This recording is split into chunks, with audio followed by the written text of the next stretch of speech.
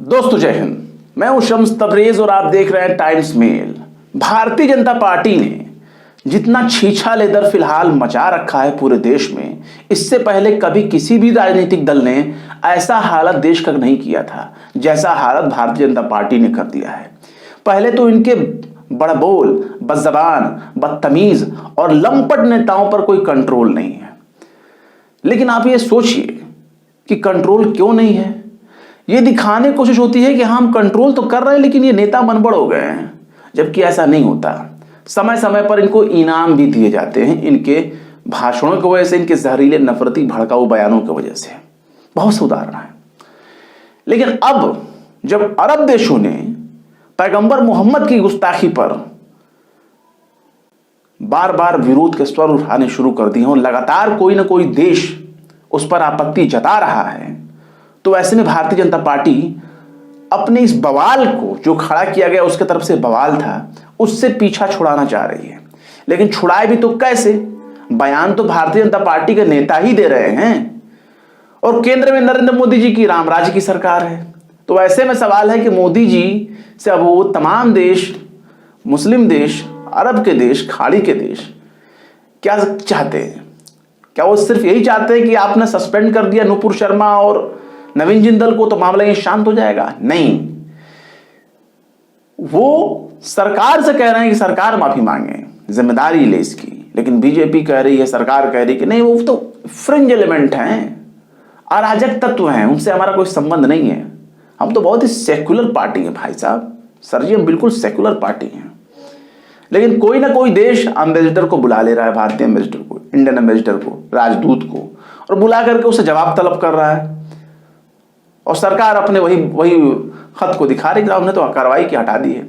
लेकिन बीजेपी ने अपने 38 नेताओं को चिन्हित किया है और जिन 38 नेताओं को उसने पॉइंट आउट किया है, ये वो नेता हैं जो जहरीले बयान देते हैं, अनर्गल बयान देते हैं, भड़काऊ बयान देते हैं, समाज में नफरत घोलने वाला बयान देते हैं।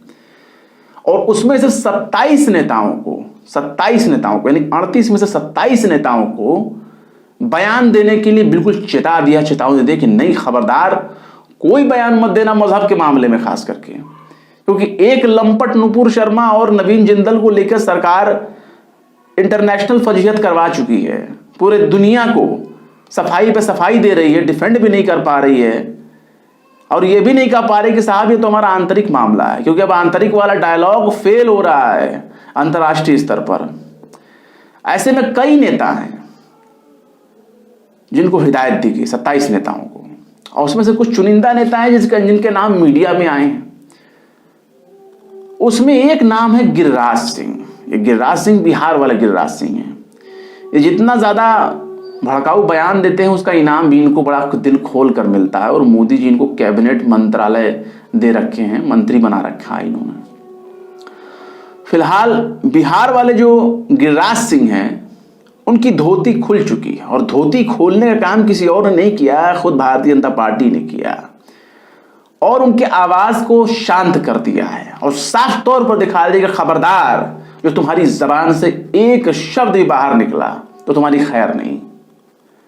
और इनके बयान क्या क्या हैं, अगर इस पर गौर करेंगे तो बहुत लंबी फहरिस्त है। लेकिन इनके चुनिंदा बयानों को गौर किया जाए तो कितने जहरीले और भड़काऊ हैं कि अगर उन बयानों को कतर वाले, दुबई, सऊदी, कुवैत वाले अगर सुन लें तो कम से कम 1000 पन्ने की चार्जशीट बनाकर भेजेंगी, जिसका जवाब बीजेपी तलाशने में कई साल लगा देगी।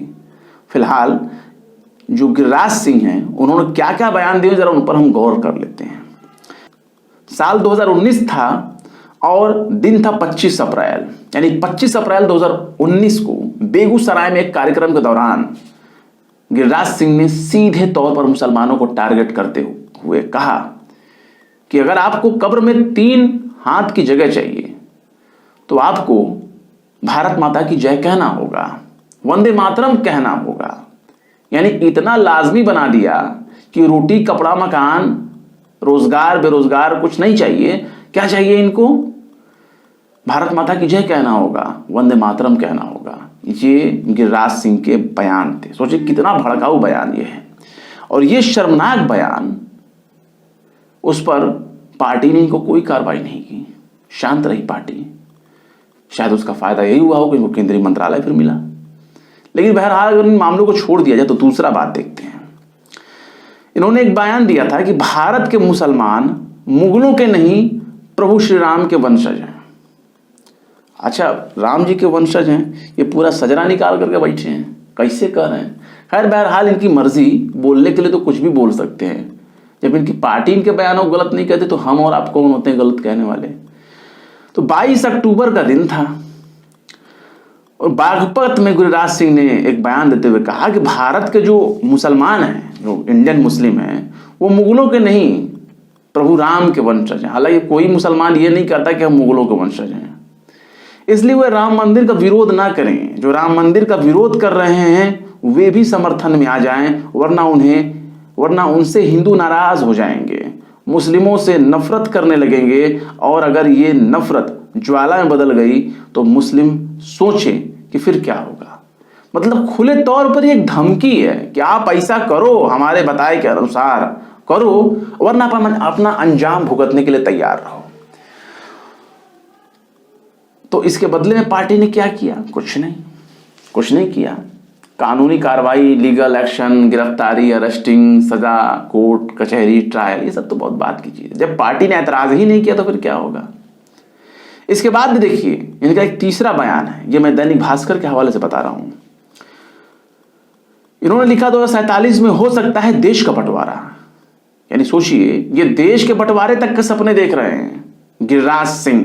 17 अक्टूबर 2018 को गिरिराज सिंह ने ट्वीट कर कहा था कि 2047 में एक बार फिर देश का बंटवारा हो सकता है।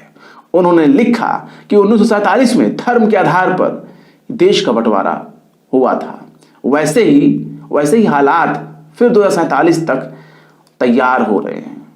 इसके बाद उन्होंने देवबंद को लेकर के बयान दिया था, कहा था कि देवबंद आतंकवाद की गंगोत्री है। अब दारुल उलूम देवबंद सहारनपुर का इतना बड़ा मदरसा है, यूनिवर्सिटी है, समझ लीजिए रिसर्च वहाँ होते हैं, सब कुछ होते हैं।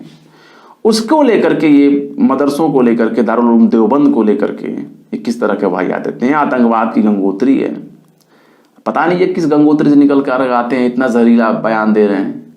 ये भी किसी जहर बुझे चिराग से निकल के आए हैं क्या? जहर बुझी छुरी से निकल करके आए हैं, इतना जहर दे रहे हैं। 12 फरवरी 2020 को दिल्ली विधानसभा चुनाव के दौरान उन्होंने सहारनपुर के एक कार्यक्रम में कहा था कि देवबंद आतंकवाद की गंगोत्री है।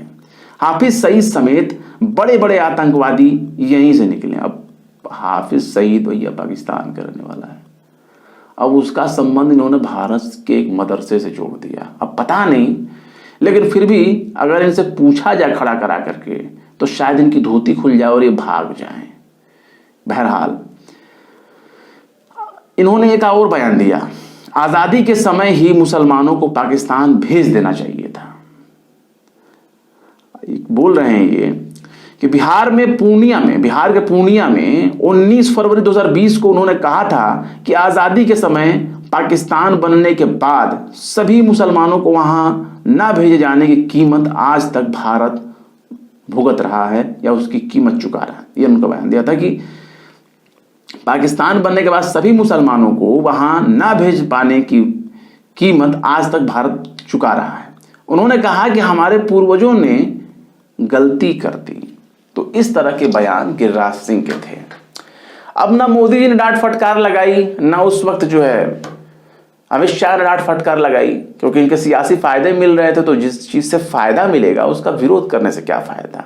और जेपी नड्डा तो आज बिल्कुल भी, उनकी तो हलक से जबान नहीं निकल रही, आवाज नहीं निकल रही, करेंगे तो क्या करेंगे। तो इस तरह से नफरत की खेती बोई गई और वो नफरत अब हमारे देश में इस हद तक फैल चुका है कि देश की एकता अखंडता पर उसका असर हो रहा है और देश वाकई अब एक बंटवारे की तरफ जा रहा है। और देश को बांटने की पूरी कोशिश करने का जिम्मा अगर किसी के पास है तो वह भारतीय जनता पार्टी पूरी हर तरीके से जिम्मेदार है देश के इस मुसीबत में खड़ा करने के लिए। और भारतीय जनता पार्टी को दुनिया से ही नहीं, देश से भी माफी मांगनी चाहिए।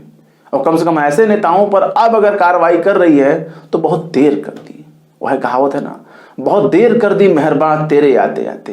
तो वही हाल हुआ, जब सब कुछ लुटा के होश में आए तो क्या आए, कुछ बचा होता तभी होश में आ गए होते।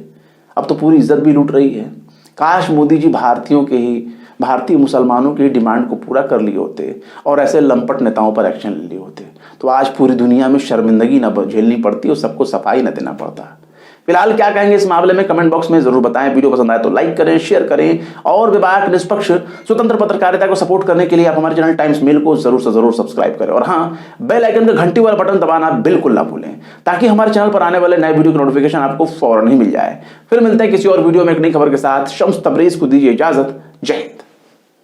तो देख लिया आपने हमारे इस वीडियो को। हमें उम्मीद है कि आपने हमारे वीडियो को लाइक किया होगा और दूसरों को भी शेयर किया होगा। अगर अभी तक आपने हमारे चैनल टाइम्स मेल को सब्सक्राइब नहीं किया है तो जल्दी से सब्सक्राइब कर दें और बेल आइकन भी प्रेस कर दें।